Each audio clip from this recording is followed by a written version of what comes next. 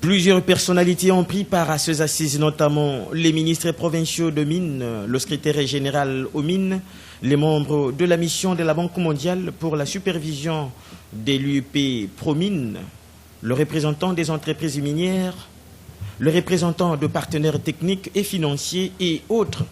Le but du projet est de renforcer la gouvernance du secteur de mines et d'augmenter sa contribution à l'économie nationale. D'après le coordonnateur national de Promines, ces projets financés par la Banque mondiale et sous la tutelle du ministre de Mines a comme objectif principal l'amélioration de la gouvernance du secteur minier et l'augmentation de sa contribution à la croissance économique et au développement durable au niveau national, provincial et local.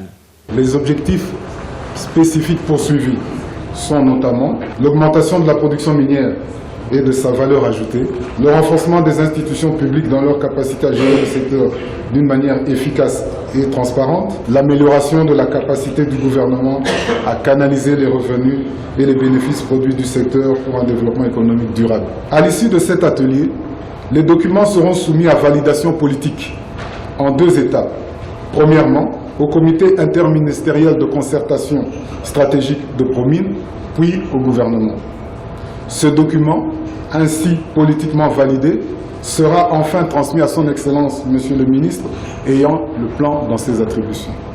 Ces documents s'inscrivent dans la perspective du plan national stratégique de développement. Je profite de cette occasion pour encore une fois remercier la Banque mondiale pour son soutien et l'implication du ministre des Mines et toute son équipe, ainsi que les experts qui ont contribué de loin ou de près dans l'aboutissement de ces 2 documents. Présent à ces assises, le représentant du ministre de Mines à cet atelier a remercié les partenaires et participants à ces projets pour leurs efforts consentis et après cela, il a déclaré ouvert le travaux.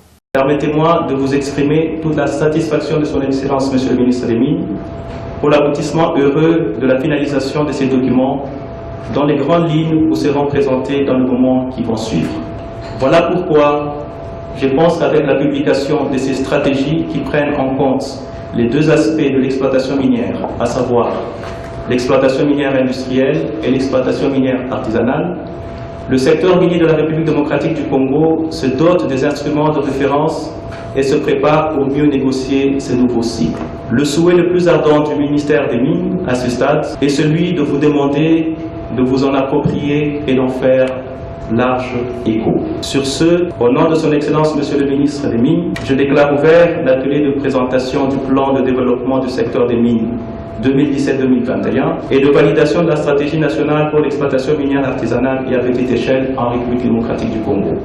Après présentation du plan stratégique de développement du secteur minier 2017-2021 et validation de la stratégie nationale, quelques participants ont exprimé leur satisfaction. Oui, nous nous réjouissons d'abord pour le fait que le gouvernement ait associé l'AFEC et le secteur privé en général à cet atelier de validation du plan stratégique du développement minier. Et c'est un plan qui est axé sur 5 programmes importants et nous nous disons qu'avec une bonne appropriation de ce plan stratégique sur le développement minier de la RDC, nous pouvons nous attendre à des bonnes perspectives pour notre secteur. Le pays peut compter sur ses ressources du sous-sol, ses ressources naturelles, dont les ressources minières.